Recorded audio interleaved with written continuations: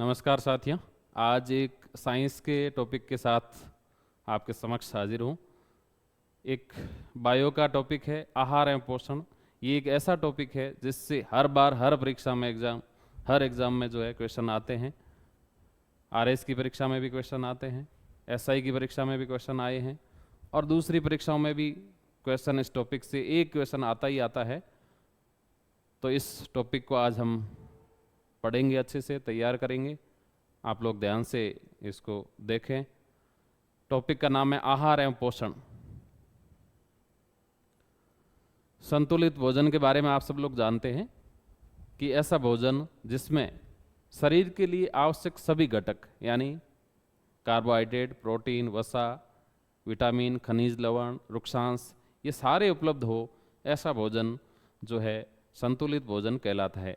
सारे घटक उपलब्ध हो और निश्चित मात्रा जो उनकी ज़रूरत होती है उस हिसाब से अगर उपलब्ध हो तो हम उसको संतुलित भोजन कहते हैं। और भारत के अंदर भी और भी कंट्री के अंदर, विशेष करके अफ्रीकी देशों में कुपोषण की समस्या सबसे बड़ी समस्या है।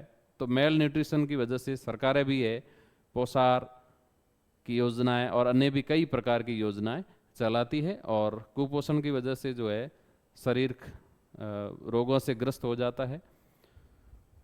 आइए ध्यान देते हैं इस चैप्टर पे। भोजन के प्रमुख घटक आप सब लोग जानते हैं। भोजन के घटक कौन कौन से हैं?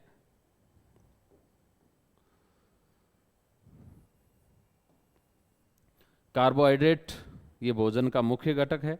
इसके अलावा प्रोटीन जो शरीर निर्माणकारी घटक है, वसा यानी लिपिड, विटामिन, जल, खनिज लवण, रुक्षांश यानी फाइबर वगैरह जो होते हैं। तो ये भोजन के घटक है। कितने चाहिए प्रतिदिन की जो आवश्यकता है वो दी गई है। हमारे शरीर को कार्बोहाइड्रेट की 450 ग्राम प्रतिदिन 450 ग्राम आवश्यक होता है। इसी प्रकार प्रोटीन जो है वो 100 ग्राम आवश्यक होता है। इसी प्रकार वसा की आवश्यकता 80 ग्राम के आसपास होती है। ये प्रतिदिन आवश्यक मात्रा दिखाई गई है। और ये जो कार्बोहाइड्रेट, प्रोटीन और वसा ये तीनों घटक है, ये तीनों कार्बनिक अणु हैं। इनमें जो मुख्य अणु जो है कार्बनिक होते हैं, इसलिए ये कार्बनिक पदार्थ कहलाते हैं। इसके अलावा जो जल है ये भी एक आवश्यक घटक है हमारे भोजन का। और खनिज लवण जिसको हम अगर रक्षा मंत्रालय कह दें तो भी कम नहीं है, क्योंकि खनिज लवणों से जो है बहुत सारे विटामिन वगैरह और अन्य रोगों से जो लड़ने की क्षमता है वो प्राप्त होती हैं। इसी प्रकार रुक्षांश जो होते हैं ये भोजन के पाचन को सुचारू करते हैं, इसलिए इनकी भूमिका भी महत्वपूर्ण है। तो आज जो हमारे भोजन के घटक है उसमें से हम दो घटक जो है कार्बोहाइड्रेट और प्रोटीन को इस क्लास के अंतर्गत पढ़ेंगे। सबसे पहले कार्बोहाइड्रेट। इससे पहले थोड़ा सा इनका वर्गीकरण भी देख लेते हैं कि कई बार ऐसे भी प्रश्न पूछे जा सकते हैं कि ऊर्जा प्रदान कराने वाला मुख्य कौन सा है, यानी इनका जो कार्य है, कार्य के आधार पे जो है इसका वर्गीकरण दिया गया है। तो इसमें जो है ऊर्जा प्रदान करने वाले, देखो भोजन हम क्यों करते हैं? ऊर्जा की आवश्यकता, हमारे शरीर को सुचारू रूप से हमारे शरीर की गतिविधियों को संचालित करने के लिए ऊर्जा की आवश्यकता होती है और ऊर्जा की जरूरत को पूरा करने के लिए हम भोजन करते हैं। तो मुख्य ये प्रश्न कई बार पूछा भी गया है कि हमारे भोजन में से सर्वाधिक ऊर्जा का मुख्य घटक है। प्रति इकाई का पूछे तो इसका उत्तर अलग होगा, लेकिन मुख्य ऊर्जा प्रदान करने वाला जो घटक है उसका उत्तर होगा कार्बोहाइड्रेट, क्योंकि हमारे भोजन का 50 से 60% हिस्सा, ये भी प्रश्न पूछा गया है, हमारे भोजन का कितना 50 से 60% हिस्सा जो होता है वो कार्बोहाइड्रेट का होता है। तो कार्बोहाइड्रेट का मुख्य कार्य ऊर्जा प्रदान करना ही है। इसके अलावा ऊर्जा प्रदान करने वाले वसा भी ऊर्जा प्रदान करती है और वसा जो है, वसा की प्रति इकाई ऊर्जा सर्वाधिक होती है। देखो ऊर्जा प्रदान करने वाला मुख्य घटक पूछे तो कार्बोहाइड्रेट, लेकिन प्रति इकाई जो ऊर्जा प्रदान करने वाला, सबसे ज्यादा ऊर्जा प्रदान करने वाला वो कौन है? वसा। तो यहाँ पे इस चीज को क्लियर रखें। इसके अलावा प्रोटीन का वैसे प्रोटीन भी हमें ऊर्जा प्रदान करता है, लेकिन प्रोटीन का मुख्य जो कार्य होता है वो शरीर निर्माण और मरम्मत का कार्य होता है। तो यहाँ पर वापस शरीर निर्माण के हिसाब से अगर वर्गीकरण करें तो सबसे पहले किसका नाम आएगा? मुख्य भूमिका किसकी है? प्रोटीन की। प्रोटीन से हमारी मसल्स जो है, हमारी मांसपेशियां हैं, वो मजबूत बनती है और शरीर की कोशिकाओं की मरम्मत भी होती है। इसलिए जो है शरीर निर्माण कार्य के हिसाब से देखें तो प्रोटीन जो है सबसे आगे रहेगा। उसके अलावा जो है खनिज लवण भी है शरीर निर्माणकारी, क्योंकि ये कई प्रकार के एंजाइम वगैरह के घटक होते हैं। इसी प्रकार जल की भी मुख्य भूमिका है। अगर सुरक्षा प्रदान करने के हिसाब से देखें तो सुरक्षा मंत्रालय के हिसाब से, रक्षा मंत्रालय के हिसाब से विटामिन का योगदान सर्वाधिक है।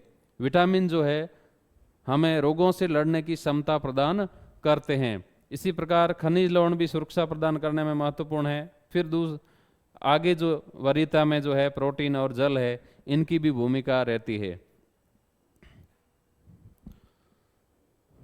अब हम पढ़ते हैं कार्बोहाइड्रेट।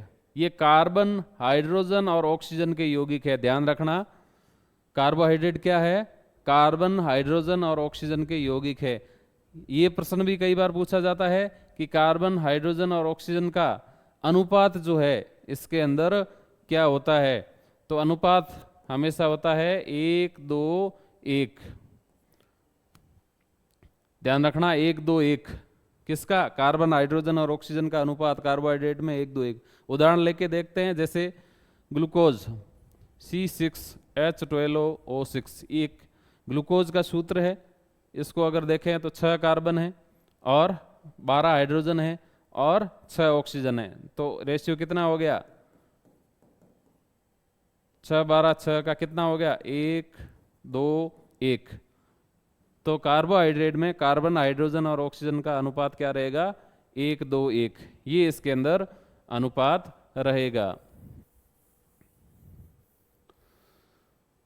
थोड़ी देर पहले मैंने बताया था कि ऊर्जा प्रदान करने का मुख्य कार्य जो है वो किसका है? कार्बोहाइड्रेट का है। तो ये मुख्य ऊर्जा प्रदान करने वाला जो है घटक होता है कार्बोहाइड्रेट। इसको प्रतिदिन ऊर्जा का स्रोत भी कहा जाता है। क्या कहते हैं? प्रतिदिन ऊर्जा का स्रोत, तुरंत ऊर्जा का स्रोत। कई बार आपने देखा होगा खिलाड़ी जो है रेस लगाते लगाते अचानक से उसको जो है एनर्जी लेस जो फील होता है, तो वो क्या है? ग्लूकोन डी वगैरह लेते हैं, उससे क्या है? तुरंत ऊर्जा मिल जाती है। वो क्या है? एक प्रकार का कार्बोहाइड्रेट है। क्यों?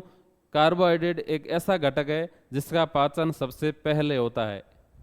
ये थोड़ा सरल अणु होता है, इसलिए इसका पाचन पहले होता है। तो कभी भी पूछा जाए कि प्रतिदिन ऊर्जा का स्रोत किसे कहा गया है, तुरंत ऊर्जा का स्रोत किसे कहा गया है, आंसर होगा कार्बोहाइड्रेट। इसके अलावा ये भोजन का कितना भाग होता है? तो 60 से 80%, 60 से हमारे भोजन का, हम जो भोजन करते हैं उसमें 60 से 80% भाग क्या होता है? कार्बोहाइड्रेट ही होता है। 60 से 80% जो है कार्बोहाइड्रेट होता है। तो ध्यान दीजिए कितना, 60 से 80% भाग। हम ज़्यादातर यही खाते हैं, अनाज वगैरह खाते हैं, भोजन में मुख्य घटक में यही होता है। तो अनाज के अंदर जो है कार्बोहाइड्रेट ज़्यादा होता है। कार्बोहाइड्रेट के अंदर क्या चीज़ें आती है? एक तो आती हैं शर्कराएं और एक आते हैं स्टार्च। शर्कराएं और स्टार्च जो है कार्बोहाइड्रेट के अंतर्गत आती हैं। तो शर्कराएं कौन सी है, स्टार्च कौन से हैं? स्टार युक्त भोजन के अगर एग्जाम्पल हम लोग लें तो स्टार युक्त भोजन कौन से हैं? आलू है, केला है, चावल है। ये जो है चावल है, आलू है, केला है, अरबी है, ये सारे जो है स्टार्च युक्त भोजन होते हैं। इसके अंदर स्टार्च जो है होता है। इसके अलावा शर्कराएं होती हैं। शर्कराएं जो है स्वाद में मीठी होती है। तो शर्कराएं जो होती हैं, शर्कराएं कहाँ से मिलती है हमें? गुड़ से, चीनी से, खजूर से, मुनक्का से, इनसे शर्कराएं मिलती है। शर्कराओं के बारे में अगर डिटेल में अगर जानना चाहें, RS प्री के अंदर पूछा गया प्रश्न है कि निम्नलिखित में से कौन सी जो है शर्करा मोनोसेकेराइड है, कौन सी डाइसेकेराइड है या पॉलीसेकेराइड है। ये प्रश्न पूछा गया है। तो इसको थोड़ा सा और ध्यान से देख लेते हैं कि गहराई के अंदर अगर प्रश्न पूछा जाए तो शर्कराओं को हम 3 पार्ट में डिवाइड कर सकते हैं। कितने पार्ट में? 3 पार्ट में डिवाइड कर सकते हैं। सबसे पहली होती है मोनोसेकेराइड,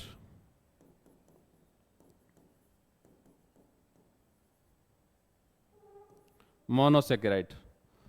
दूसरी होती है डाइसेकेराइड, डाई यानी 2, यानी ये 2 जो अवयव होते हैं, 2 सरल शर्कराओं से जुड़ के कोई शर्करा बनती है, तो उसको हम क्या कहेंगे? डाइसेकेराइड। इसमें एक ही घटक होगा, एक प्रकार की शर्करा है, ये 2 प्रकार की शर्कराएं जुड़ जाती हैं तो डाइसेकेराइड। डाई का मतलब होता है 2, और 2 से अधिक प्रकार की शर्कराएं साथ जुड़ के नई शर्करा बनाती है तो उसको हम कहेंगे पॉलीसेकेराइड। पॉली का मतलब बहुत सारे, पॉलीसेकेराइड। अब इसमें प्रश्न कैसे पूछते हैं? आरएस प्री के अंदर आया था, एग्जाम्पल के हिसाब से पूछते हैं कि मोनोसेकेराइड निम्नलिखित में से कौन सी मोनोसेकेराइड है या नहीं है, या कौन सी डाइसेकेराइड है और नहीं है। ग्लूकोज जो शर्करा है ये एक प्रकार की मोनोसेकेराइड है। इसी प्रकार ग्लैक्टोज ये भी एक मोनोसेकेराइड है, और फ्रक्टोज ये भी एक मोनोसेकेराइड शर्करा है। तो ये जो 3 शर्करा हैं, ग्लूकोज, ग्लैक्टोज और फ्रक्टोज, ये तीनों मोनोसेकेराइड शर्करा के एग्जाम्पल है। ये आरएस के अंदर पूछा गया प्रश्न है। इसी प्रकार डाइसेकेराइड, डाइसेकेराइड में अपना सुक्रोज, सुक्रोज एक डाइसेकेराइड है। ये 2 प्रकार की शर्कराओं से मिलकर बनी होती है। सुक्रोज बनी होती है ग्लूकोज प्लस फ्रक्टोज से, याद रखना, ग्लूकोज प्लस फ्रक्टोज से सुक्रोज बनती है। 2 शर्करा जुड़ जाती है तो ये एक डाइसेकेराइड बन जाती है। इसी प्रकार माल्टोज, माल्टोज भी जो है एक प्रकार की डाइसेकेराइड है। ये बनती है ग्लूकोज प्लस ग्लूकोज, 2 ग्लूकोज के अणु जुड़ जाते हैं तो माल्टोज बन जाती हैं। इसी प्रकार लैक्टोज, लैक्टोज ये बनती है glucose plus galactose, glucose plus galactose से बनती है लैक्टोज। तो ये डाइसेकेराइड के एग्जाम्पल हो गए। इसी प्रकार स्टार्च है, डेक्स्ट्रीन है, ये आपके पॉलीसेकेराइड के एग्जाम्पल है। स्टार्च, डेक्स्ट्रीन,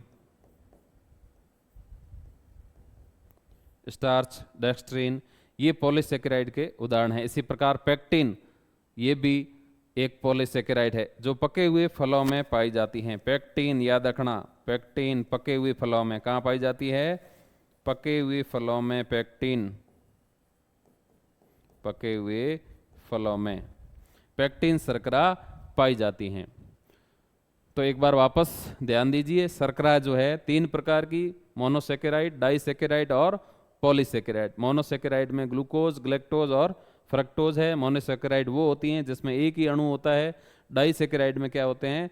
2 अणु जोड़ के तीसरी नई शर्करा बनाते हैं। उसमें सुक्रोज, माल्टोज और लैक्टोज। सुक्रोज किससे बनती है? ग्लूकोज प्लस फ्रक्टोज से। माल्टोज बनती है ग्लूकोज प्लस ग्लूकोज से। लैक्टोज बनती है ग्लूकोज प्लस ग्लैक्टोज से। इसी प्रकार पॉलीसेकेराइड वे होती हैं जिसमें कई शर्कराओं के अणु जोड़कर जो है जटिल अणु बनाते हैं। स्टार्च है, डेक्स्ट्रीन है, पेक्टिन है, ये पॉलीसेकेराइड के एग्जाम्पल है। अब इन शर्कराओं के उपयोग या कौन सी शर्करा किस में पाई जाती है, ये भी कुछ एग्जाम्पल देखते हैं।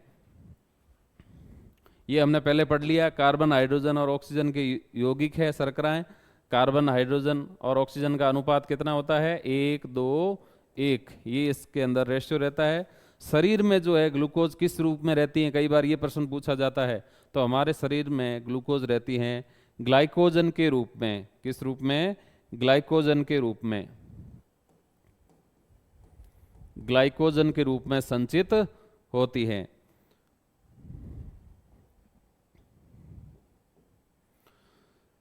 1 ग्राम कार्बोहाइड्रेट से कितनी ऊर्जा मिलती है? हम कार्बोहाइड्रेट को पढ़ रहे थे, कार्बोहाइड्रेट के अंदर क्या है? शर्कराएं देख रहे थे। तो कार्बोहाइड्रेट की अगर बात करें, या तो कार्बोहाइड्रेट के अंदर या तो स्टार्च होते हैं या शर्कराएं होती है। स्टार्च के बारे में पहले बात कर ली, फिर हमने शर्कराओं के बारे में बात कर ली। अब वापस मूल कार्बोहाइड्रेट पे लौटते हैं। तो कार्बोहाइड्रेट जो है 1 ग्राम अगर कार्बोहाइड्रेट ले तो उससे 4 कैलोरी ऊर्जा प्राप्त होती है। 1 ग्राम कार्बोहाइड्रेट के अंदर 4 कैलोरी, याद रखना, 4 कैलोरी ऊर्जा प्राप्त होती है। अगर कोई कार्बोहाइड्रेट असली है या नकली है इसका अगर परीक्षण करना है तो हम कैसे कर सकते हैं? स्टार्च का अगर परीक्षण करना है तो स्टार्च के साथ क्या मिला देंगे? आयोडीन। अगर नीला रंग आ जाता है तो स्टार्च सही पाई जाती है, तो हम कह सकते हैं कि स्टार्च जो है सही है। ग्लूकोज जो है, ग्लूकोज के कुछ उपनाम हैं, उसकी चर्चा भी करेंगे, क्योंकि कई बार ऐसे उपनाम भी पूछा जाता है कि द्राक्ष शर्करा कौन सी है, तो ग्लूकोज को कहा जाता है द्राक्ष शर्करा। इसी के अलावा इसका एक उपनाम है कोशिकीय ईंधन। आप सब लोग जानते हैं हमारे शरीर में जब भोजन का पाचन होता है, भोजन का जब डाइजेशन होता है, तो उसके फलस्वरूप जो सरल अणु जो बनता है उसका नाम है ग्लूकोज। ये ग्लूकोज जो है ब्लड के थ्रू प्रत्येक कोशिका तक जाता है और फिर इस ग्लूकोज के विघटन से ही सभी कोशिकाओं के अंदर ऊर्जा बनती है। इसलिए इस ग्लूकोज को कोशिकीय ईंधन कहा जाता है। कोशिकीय ईंधन की संज्ञा दी गई है। हमारी कोशिकाओं के अंदर एटीपी के रूप में जो ऊर्जा बनती है वो ग्लूकोज के विघटन से बनती है। तो ये तथ्य यहाँ पर याद रखने लायक है। फ्रक्टोज के बारे में अभी थोड़ी देर पहले ही मैंने बताया कि शहद, मधु के अंदर जो है ये शर्करा पाई जाती हैं और सबसे मीठी होती हैं। फ्रक्टोज जो शर्करा होती है, शहद सबसे मीठा ही होता है, सब लोग जानते हैं। फ्रक्टोज जो शर्करा है वो सबसे मीठी होती है। माल्टोज जो है ग्लूकोज प्लस ग्लूकोज से बनती है और एल्कोहल निर्माण की प्रक्रिया में जो है माल्टोज जो है इसका किण्वन होता है। और लैक्टोज शर्करा दूध के अंदर होती है, आप सब लोग जानते हैं। जब हम दूध से दही बनाते हैं तो लैक्टोबैसिलस जो है जीवाणु वो जो है कार्य करते हैं और दूध से दही बन जाता है, इसलिए लैक्टोज को दुग्ध शर्करा भी कहा जाता है। अब हम बात करते हैं कि जो कार्बोहाइड्रेट है इसका कार्य क्या है। हम पहले इसके बारे में चर्चा हालांकि कर चुके हैं। कार्बोहाइड्रेट का मुख्य कार्य, ध्यान रखना, कार्बोहाइड्रेट का मुख्य कार्य है शरीर को ऊर्जा प्रदान करना। और किस रूप में? तुरंत ऊर्जा। इसलिए इसको क्या कहते हैं? तुरंत ऊर्जा का स्रोत कहते हैं। शरीर को ऊर्जा प्रदान करना। इसी के अलावा शरीर का ताप नियंत्रण। ऊर्जा होगी तो ताप नियंत्रण हो जाएगा। ऊर्जा मिलेगी तो शरीर का बॉडी टेम्परेचर क्या होगा? मेंटेन रहेगा। ऊतकों को कार्यक्षम बनाए रखना, क्योंकि कार्बोहाइड्रेट का पाचन होगा, उससे ग्लूकोज बनेगा और ग्लूकोज जो क्या कहलाता है? कोशिकीय ईंधन। जब कोशिका को ईंधन मिलेगा तभी वो कार्यक्षम बने रहेगी, तभी वो कार्य करेगी। तो ये कार्बोहाइड्रेट के जो है कार्य हो गया। और अगर कमी हो जाती है तो हम सब लोग जानते हैं जब भोजन नहीं किया हुआ होता है तो क्या है, हमारे को कमजोरी सी महसूस होती है। और कमी से, इस कमी वाली कंडीशन को क्या कहते हैं? हाइपोग्लाइसीमिया। हाइपोग्लाइसीमिया इसको कहते हैं हाइपोग्लाइसीमिया। हाइपो शब्द कहीं भी आए ध्यान रखना, हाइपो का मतलब कम से होता है और हाइपर शब्द आए उसका अर्थ होता है अधिक से। हाइपर हो जाए, जैसे हाइपोटेंशन और हाइपरटेंशन आपने देखा होगा, सुना होगा। उच्च रक्तदाब और निम्न रक्तदाब, उसको उच्च रक्तदाब को जो है हाई बीपी होती है उसको हाइपरटेंशन कहते हैं। तो हाइपर का मतलब होता है अधिक, हाइपो का अर्थ होता है कम। तो कार्बोहाइड्रेट की बात होगी। अब हम बात करते हैं प्रोटीन के बारे में। प्रोटीन के बारे में हमने बताया था कि जो है इसका मुख्य कार्य जो है शरीर निर्माण का कार्य है, यानी हमारे शरीर की जो मसल्स है, मांसपेशियां जो है वो प्रोटीन से बनती है। इसलिए जो है छोटे बच्चों में प्रोटीन आहार को लेकर ध्यान दिया जाता है। दालें हैं वगैरह, इस प्रकार के जो प्रोटीन के स्रोत हैं वो ज़्यादा खाने पे ध्यान दिया जाता है ताकि उनका शरीर जो है मजबूत बन जाए। उस समय जो शरीर बन रहा होता है तब इसकी बहुत ज़्यादा ज़रूरत होती है। तो प्रोटीन का मुख्य कार्य यही है, शरीर निर्माण और ऊतकों की मरम्मत, और क्या है, रिपेयरिंग जो होती है ऊतकों के अंदर, मरम्मत, ये भी जो है प्रोटीन के द्वारा की जाती है। इसलिए शरीर का संरचनात्मक घटक कहा है, प्रोटीन को हमेशा क्या कहा है, शरीर का संरचनात्मक घटक। कितना चाहिए होता है प्रतिदिन, 100 ग्राम। 100 ग्राम जो है प्रोटीन प्रतिदिन जो है आवश्यक होता है। प्रोटीन के अंदर आप ध्यान दीजिए, प्रोटीन के अंदर जो है कार्बोहाइड्रेट में हमने पढ़ा था ये कार्बन, हाइड्रोजन और ऑक्सीजन के यौगिक होते हैं, जबकि प्रोटीन के अंदर कार्बन भी होता है, हाइड्रोजन भी होता है, ऑक्सीजन भी होता है, लेकिन एक तत्व और होता है जिसका नाम है नाइट्रोजन। यानी प्रोटीन किससे बने हैं, कार्बन, हाइड्रोजन, ऑक्सीजन और नाइट्रोजन से बने यौगिक है। प्रोटीन जो है, प्रोटीन एक प्रकार का बहुलक है। किसका बहुलक है, अमीनो अम्लों का बहुलक है। कहा जा सकता है प्रोटीन अमीनो अम्लों का बहुलक है, अम्लों का बहुलक। यानी आपको पूछे कि प्रोटीन की इकाई कौन है, तो अमीनो अम्ल। याद रखना, ये भी कभी पूछा जा सकता है, प्रोटीन अमीनो अम्लों का बहुलक है। हमारे शरीर में जो है अमीनो अम्लों की अगर बात करें,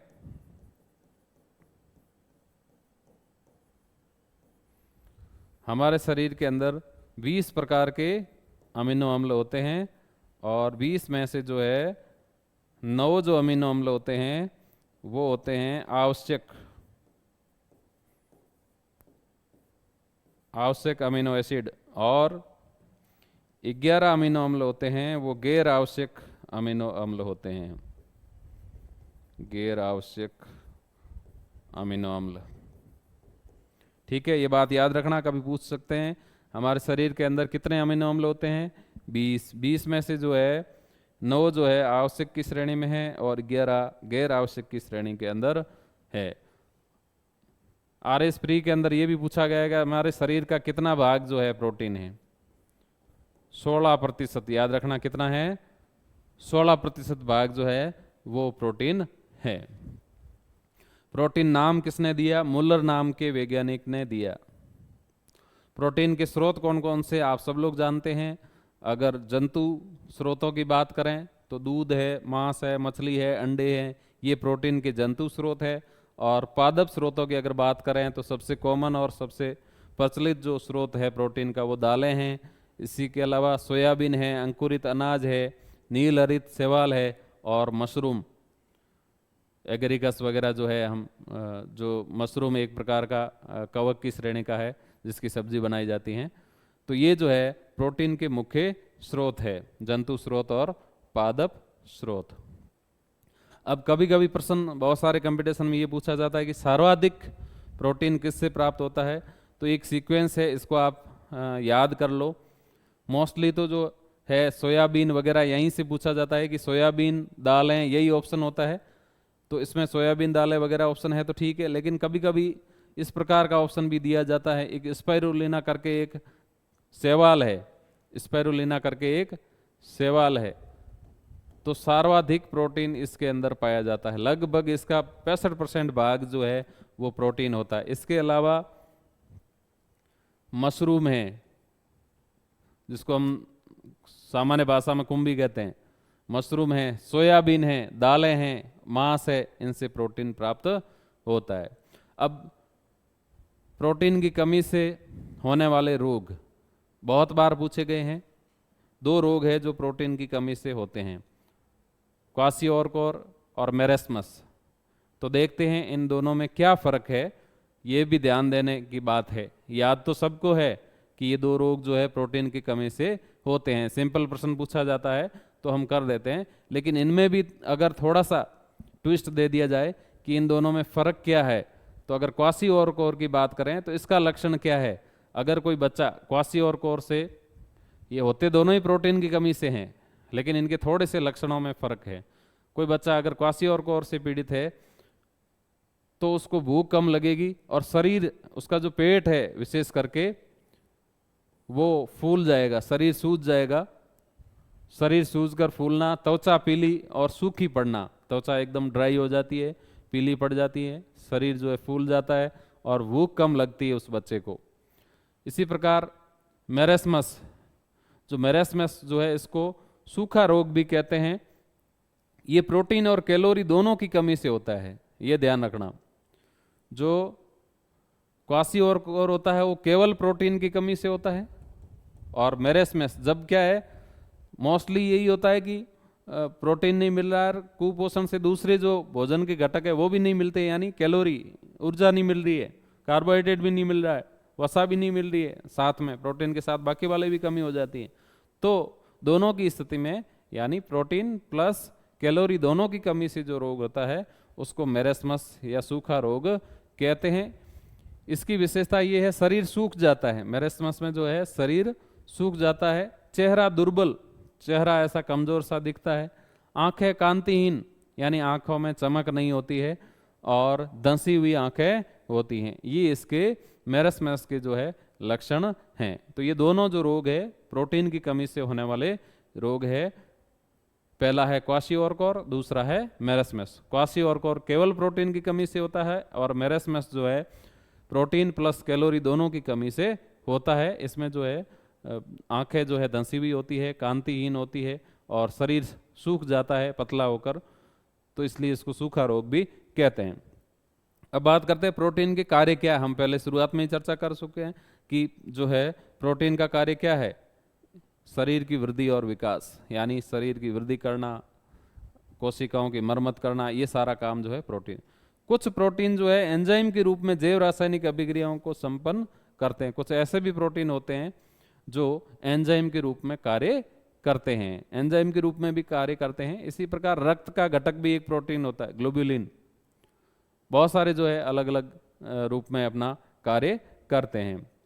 ऊर्जा की अगर बात करें तो थोड़ा सा ये प्रति इकाई अगर ऊर्जा की बात करें तो कार्बोहाइड्रेट से प्रोटीन जो है प्रति इकाई ऊर्जा ज्यादा देता है। अब ध्यान दीजिए,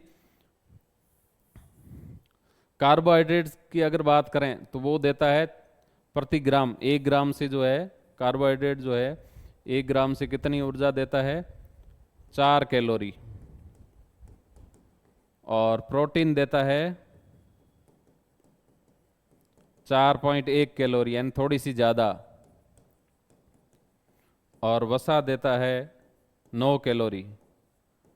यानी कभी भी इस प्रकार से पूछा जाए कि प्रति इकाई सर्वाधिक ऊर्जा देने वाला घटक कौन सा है, तो प्रति इकाई सर्वाधिक तो वसा देता है, लेकिन हमारी ऊर्जा की ज्यादातर पूर्ति कहां से होती है, तो उसका आंसर होगा कार्बोहाइड्रेट। क्यों? हमारे भोजन में ज्यादा कार्बोहाइड्रेट ही होता है, 60 से 80% कार्बोहाइड्रेट होता है, यानी सर्वाधिक पूर्ति करता स्रोत कौन है, कार्बोहाइड्रेट। लेकिन प्रति इकाई की बात करें तो कौन देता है सर्वाधिक ऊर्जा, वसा में, उसके बाद जो प्रोटीन है, उसके बाद कार्बोहाइड्रेट। इसका सीक्वेंस भी कभी कभी पूछा जा सकता है, तो ध्यान रखें, इसको याद रखें। हीमोग्लोबिन जो है, एंटीबॉडीज है, ये इसमें भी प्रोटीन होता है, तो प्रोटीन इनके भी घटक होते हैं।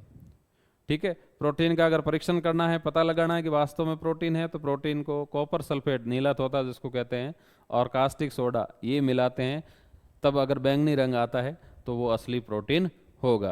धन्यवाद। आज कार्बोहाइड्रेट और प्रोटीन 2 ही टॉपिक पढ़ेंगे। नेक्स्ट क्लास में इसके जो वसा और अन्य विटामिन और वो टॉपिक जो है सारे कवर करेंगे। धन्यवाद।